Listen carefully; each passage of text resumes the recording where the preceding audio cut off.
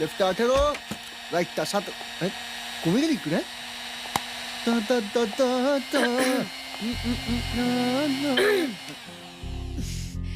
তুমি ঠিকই বলেছিলে, বিদেশে বাঙালি তো বাঙালিকে দেখবে।